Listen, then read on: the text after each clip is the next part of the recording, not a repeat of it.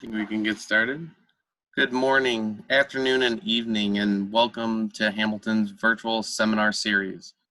I want to first introduce myself. I am Fred Schneider, Regional Sales Director at Hamilton Process Analytics, and I am really excited to welcome Kelsey Mado, Market Segment Manager and Application Team Lead at Hamilton Company. Kelsey earned her PhD with research in the field of analytical chemistry with the focus on tunable drug delivery vehicles.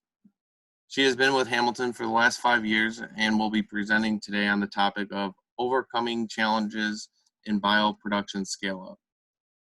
The seminar should last around 30 to 35 minutes. If you have any questions, you may submit them during the presentation at the very end by clicking the Q&A button at the bottom of your screen. And you can write your questions in the pop-up window once you press that button. Kelsey will try to answer all her questions at the very end, time permitting. Also, at the end of the presentation, we will launch a survey. If you can complete that survey, I would greatly appreciate it. I hope you all are well, and I'm going to turn it over now to Kelsey. I hope everybody enjoys. Thanks so much for the introduction, Fred. Today, we will be talking about the challenges that come with scaling up a bioprocess and some of the goals that lead to those challenges. So as Fred said, I'm Kelsey Mado with Hamilton at Process Analytics. And I'm going to start today by talking about why we scale up and what that entails and the challenges that come along with that. From there, we'll talk about some tips on overcoming those challenges and what you can do to maximize the efficiency of your scale-up process. Some of the topics that will be addressed as part of maximizing your efficiency is using sensors that are available at every scale, maximizing the amount of data that you're acquiring, utilizing richer diagnostics and health information about your sensors, and simplifying the steps towards GMP compliance. I'll start with why we scale up. So bioprocesses can be very complex and very expensive to optimize. R&D optimizes bioprocesses at small scales to minimize the cost and waste associated with running the many trials it takes to optimize parameters for the highest yield of a process. The reduced cost and waste, and also the reduced size of a bioreactor, allows for many tests to be run in parallel, meaning that you're also reducing the time that it takes to optimize a bioprocess. However, it's rarely feasible that commercially viable amounts of product can be yielded from the small reactors used at the research and development scale. So large reactors are needed for commercially viable amounts of product to be produced. In order to scale up from these small R&D reactors to the large reactors seen at the production scale, there has to be a process that we refer to as scaling up. And process development is the team that's in charge of making sure that scale up is done effectively and efficiently. But it really comes down to all scales.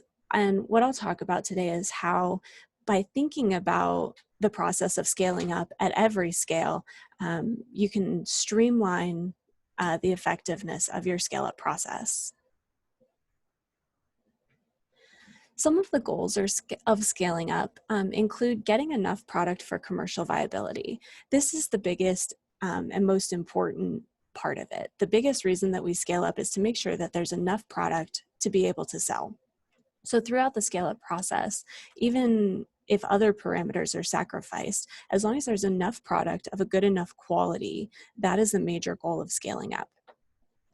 Part of that is optimizing the efficiency of what gets put into the reactor compared to what you get out of the reactor. So by maximizing the efficiency of your input-output ratio, you're also maximizing the efficiency of your bioproduction.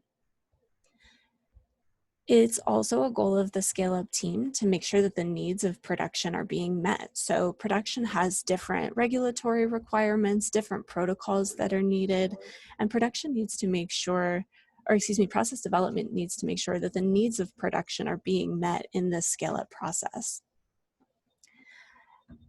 One indicator of successful scale-up that the team will shoot for is to minimize the amount of scaled down testing that needs to be done. Scale down is a troubleshooting approach where, after implementing a large scale trial, you scale back down to a lower volume of reactor in order to troubleshoot differences in shearing or mixing, and how that affects your bioproduction, your productivity. And by scaling down, you reap those same benefits that you get from the R&D, but it's in process of scaling up and seeing exactly what the effect is on your larger scales. So if you can minimize your scale down testing, it's one, a sign of a successful scale up, but two, increases your efficiency. Scale up is typically done through matching different parameters. So R&D optimizes parameters such as pH, dissolved oxygen, and viable cell density that process development tries to match for the production scale. Parameters such as product yield and product quality are used as indicators for how successfully those matching parameters uh, yielded those final indicators. So if R&D has optimized the process and optimized all of these parameters, why is scale up such a process? Why are there challenges? And it's not just, let's use the same exact parameters at a larger scale. Bioprocessing at its core is a very simple process. If you put all of your cells or all of your microbes and some food in a vessel, it'll grow. The cells will eat and they will produce something.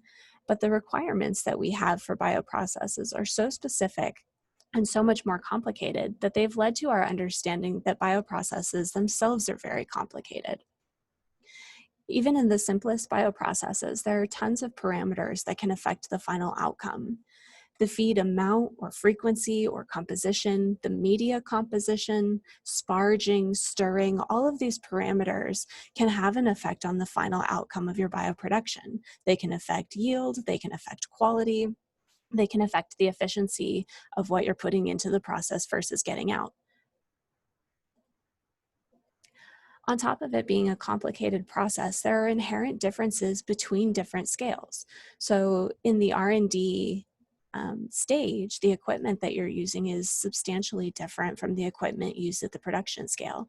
Your reactors are smaller, your impeller design might be different. In some cases, the feed mechanisms are different. There are a lot of equipment parameters that change simply to deal with the larger scale. With larger reactors also comes a difference in gas parameters. So the large reactors have a very different surface area to volume ratio than do the smaller reactors. And this can lead to huge changes in parameters such as CO2 stripping and how effectively that can be done, parameters such as mass transfer, oxygen uptake rate. In addition to the gas parameters, there's also the case of mixing. Mixing a large reactor without shearing the cells and causing damage in that regard is very different than mixing homogeneously at the R&D scale. So even though many of the parameters have been optimized, there are so many factors that inherently change between the scales that scale up is a process that involves a lot of trials and a lot of complex understanding. So today I offer 4 steps to help overcome some of the challenges inherent to scale up to help meet the goals of the process development team in the most efficient way. The 4 steps that I will discuss are using the same sensors at every scale, getting as much data as you can about your process, leveraging more complex health information towards predictive diagnostics and maintenance, and simplifying the steps to reaching GMP compliance. I'd like to start with a quote from the PAT framework, the Process Analytical Technology Framework. And this refers to the idea that changing a sensor, changing a product, or even if you're changing the supplier especially, can introduce variables into the change to production. So on top of all the variables that you're introducing with scale, by changing any of the associated analyzers, you're adding additional variables that need to be considered and understood. Which leads me to the first suggestion of using the same sensor at all scales. By doing so, you're removing the variable of the sensor and even supplier change. More realistically, it's really removing a set of variables. So by using the same sensor from the same supplier at all scales, you're ensuring that you have the same accuracy and precision, which is highly important if you're trying to match scales equivalently. You also get the same data. If you're using the same sensor, the data is being collected the same way, it's being processed the same way, which provides a more direct comparison. The error sources of a process on a sensor can also vary in ways that are evident or unrealized. So by using the same sensor at all scales, you're ensuring that the sources of error also remain the same. This is very important when determining root cause analysis or when doing troubleshooting steps to understand deviations or changes between the scales. When you have the same sensor and the same sources of error, you remove one variable of why a process deviation could be taking place. These benefits all lead to reduced validation time as well. When the sensor has already been validated at R&D, many of those steps and barriers are already cleared and understood so that validation can be done more quickly at the production scale and at the PD scale. Using the same sensor finally leads to equivalence in your CPP and KPI analysis. When following the framework of the PAT initiative, your CPPs and KPIs are critical for understanding your process and validating your bioproduction. So equivalence between the scales simplifies the analysis of such parameters. It seems straightforward that using the same sensors at all scales leads to a lot of benefits, but that's not always the case. That's because there are a lot of considerations that need to be understood when selecting a sensor. The differences between a small-scale R&D reactor and a large-scale production reactor have already been discussed, but there are many differences regarding the equipment, the protocols, and other parameters involving the change in scales. For example, cleaning differences are often very prominent between scales. R&D might be using an autoclave where production is using SIP. The length of the sensor needed for these different size reactors can also change significantly, from 120 millimeters, for example, all the way to 420 millimeters. The communication expected or required from each scale can change. R&D may have more flexibility or may have integrated Modbus, whereas production might be using 4 to 20 or HART, for example. In some cases, feeding strategies are even potentially changed when scaling up. The change from fed batch to perfusion, for example, may even happen through the process of scaling up. In some cases, the format of single-use versus reusable sensors may also change. So there are a lot of considerations that different facilities may encounter, and not all sensors can meet the needs of all scales. That being said, there are certainly sensors that can. So it's up to the R&D scale to understand the needs of process development and of production when selecting a sensor. And by engaging with R&D and having that team select sensors that meet the requirements of production, the process of scaling up can be substantially streamlined.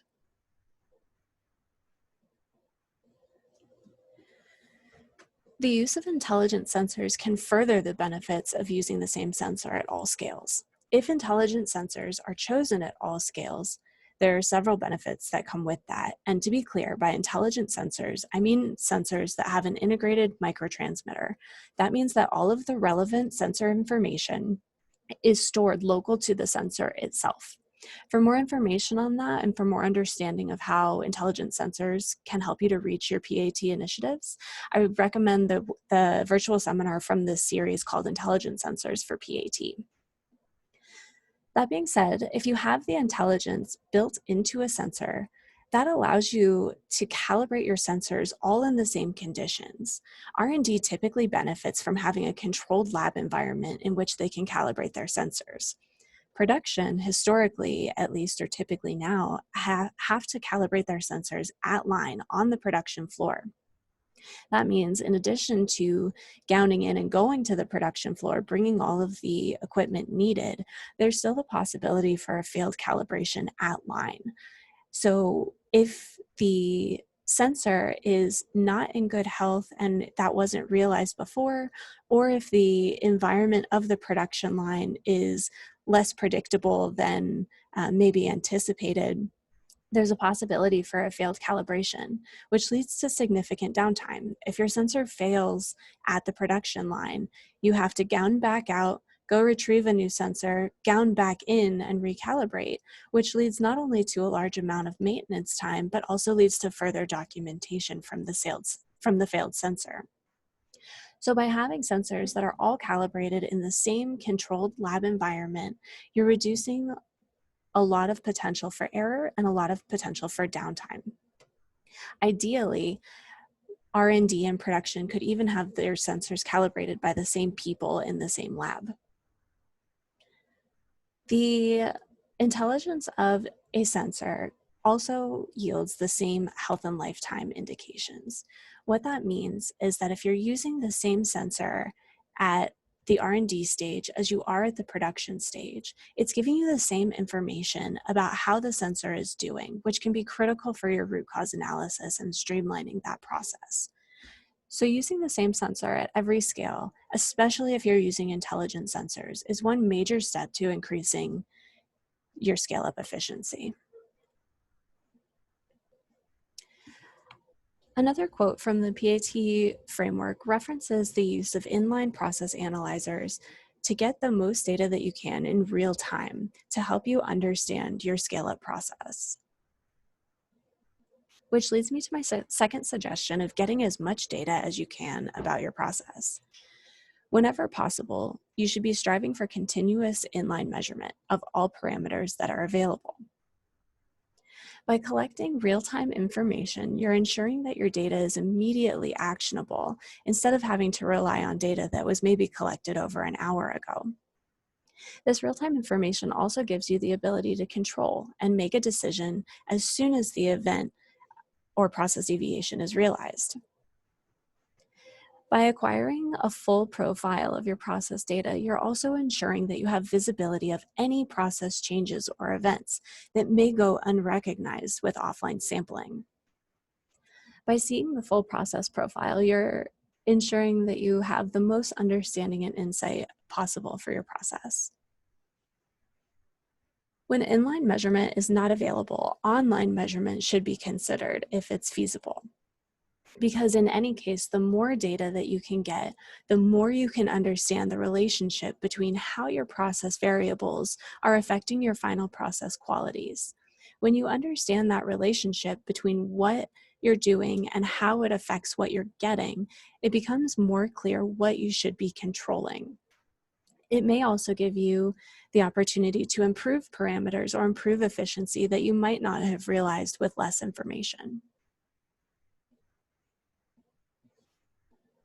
By having this full profile and all of this information about every process event and every process change, it's the best way to enable consistency between your scales. When you see all deviations, you can see the differences between your scales for immediate action that you can take to enhance your troubleshooting.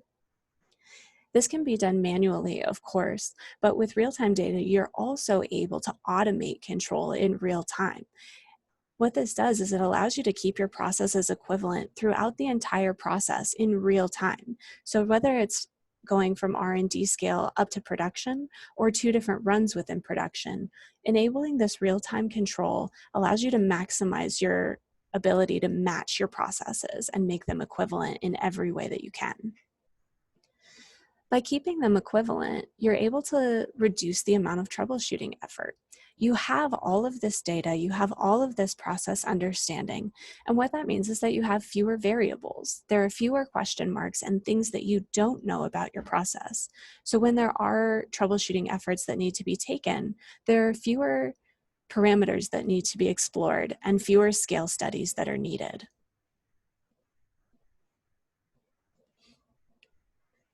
One example of how this has been implemented recently is the widespread use of viable cell density sensors.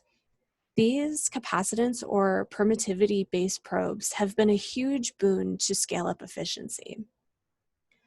While pH and DO, dissolved oxygen, have long been used to understand the health of a process and the health of the media, Viable cell density measurement in real time with inline analyzers provides a direct measurement of your process health.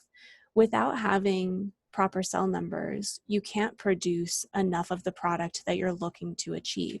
So by having a direct measurement, you're able to easily quantify what the effect is of each process change is that you're making on the actual production of your product. By having this real-time data and the full profile of viable cell density throughout the process, it also enables a closer direct comparison between scales and batches. Similar to all other inline processes, the more you know and the better you understand your process, the easier it is to compare and identify differences. It's helpful to note that in order to fully utilize the benefits of viable cell density in line, especially when combined with the power of intelligence sensors, Hamilton is the only process analytics manufacturer of viable cell density probes and other relevant process parameters such as pH and DO.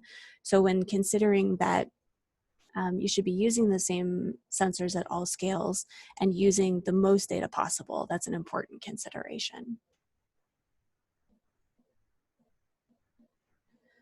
The third suggestion I have is to use predictive maintenance and diagnostics to their full potential.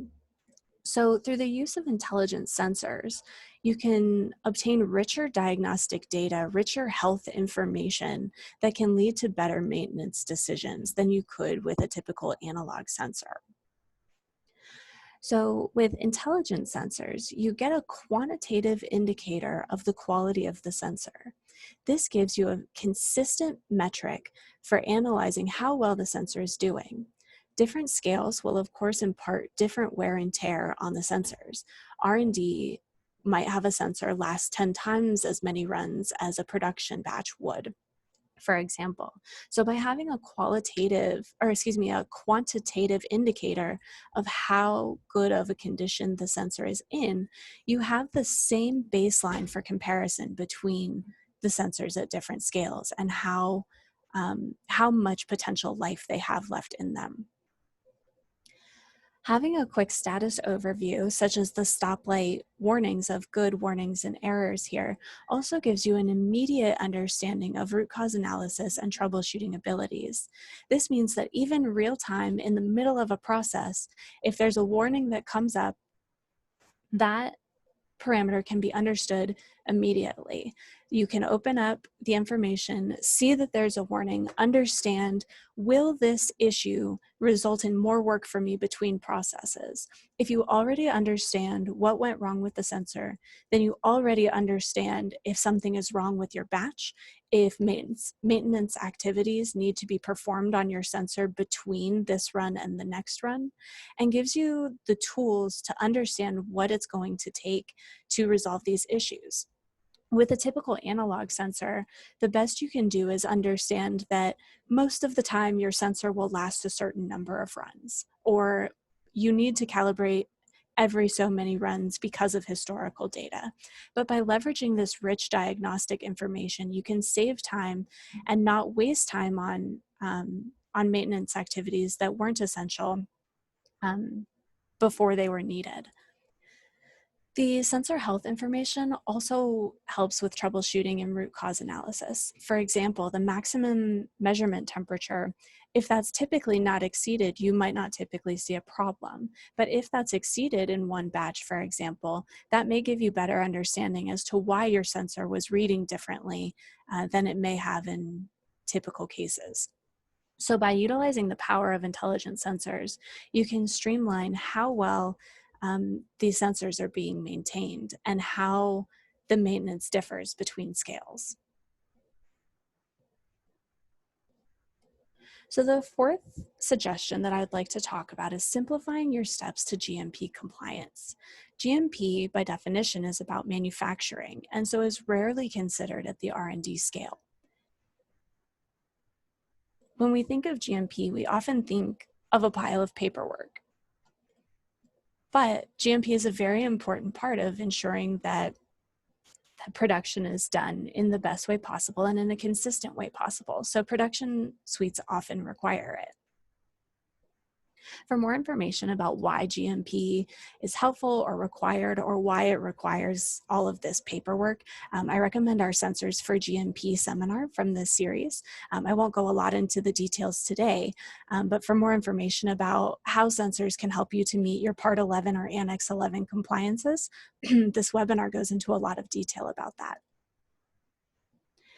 So the easiest way from a sensor perspective to simplify your GMP compliance is to use intelligent sensor software. Hamilton's version of this is called Arc Air and works with the entire Arc platform of sensors. So everything from pH and dissolved oxygen to viable cell density can be used with this Arc Air software. What this allows you to do is automate all of your reporting. So everything from your configuration reports, calibration reports, communication, validation, all of this information, excuse me, that typically takes manual reporting is done automatically from communication from the sensor. This also allows you to use an electronic signature or provides the ability to print and do a physical signature and sync with an encrypted database. So by utilizing these intelligent sensors that you're also gaining these many other benefits from, you're also reducing your GMP compliance steps by reducing all of this paperwork that are also prone to transcription errors. We're all human, we all write things down wrong sometimes. By using this intelligent software, you're eliminating all of that possibility. Intelligent sensor software also allows you to manage your user roles, and this can be useful at all scales. So it allows you to control people or groups that are allowed to perform certain activities. So for example, you can set it up to where only metrology is allowed to calibrate your sensors so that you're ensuring that the sensors are always calibrated in that controlled laboratory environment. You can also control which sensors are able to be accessed by which people or groups. So by implementing this software as part of the standard process, it streamlines the steps to reaching GMP compliance. The intelligent sensor software also features an audit trail. This audit trail gives you all of the GMP relevant information automatically recorded. So within the software, you're seeing who performed an action, what they performed, when they performed it, and all of the information that's required for the audit trail. Now, GMP is required at the production suites, but all of these tools should be considered at the R&D scale, because not only does it highly benefit the scale-up efficiency and making it so that production has already standardized on the tools that they need to meet their GMP regulations, but R&D themselves can benefit from all of these tools. The electronic reporting, the user role management, and the audit trail all require much less manual effort than a typical analog sensor will use. So in addition to considering scale-up efficiency in GMP, R&D themselves can find huge benefits in the use of intelligent sensor software. Yeah, and finally, using this software at all scales can help to reduce validation and verification efforts. When all of your logging is equivalent, you don't have to compare between SOPs and logging procedures and piles of notebooks, whether they're paper or electronic. So when you're using the same software to make the same recordings, there's no question of whether or not there will be differences in how the notes were taken or what the recordings are referring to. So the major takeaway is that scale-up efficiency isn't just the job of PD, but scale-up efficiency can be maximized by teams at every single scale. Everyone from R&D all the way up to manufacturing can contribute to making that process more efficient and more effective. In order to minimize scale-up efforts and maximize the output that you get, I encourage you to use the same sensors at all scales when possible. Use intelligent sensors at all scales from the beginning. Get as much data as you can, especially continuous and inline for any of your analyzers, for all of your CPPs when possible. get as much rich diagnostic data as you can to really leverage it towards more efficient maintenance activities, and take steps to simplify your GMP compliance. And now I'd like to open the floor to any questions. Fred, if we have any from the audience. Kelsey, I do not see any questions currently right now. Fantastic. That means it was so clear that everyone understood every bit, and we'll start implementing these strategies right away. I would agree. So for more information, I referenced some of these webinars, but there are a lot of virtual seminars out there to help answer some questions that you may have and may not have thought of during this session. A recording of this webinar will be available on our website. In addition to webinars such as learning about optical dissolved oxygen, I mentioned sensors for GMP, improving your pH measurement, really utilizing that viable cell density data. There's a lot of virtual seminars out there, so check out our website for more information on any of those topics. And then I'll post a poll now. If you could take just a couple seconds, there's only 2 questions. I would love to know if this addressed what you were looking for today and what topics you would be interested in learning more about in the future. So thank you all so much for your time. If you come up with questions that you have after this meeting, you're always welcome to email me at kelsey.mado@hamiltoncompany.com. You can email us at Sensors as a group, or visit our website, which has a lot of great information in our knowledge base and on our products. Thank you all so much for your time. Have a good day.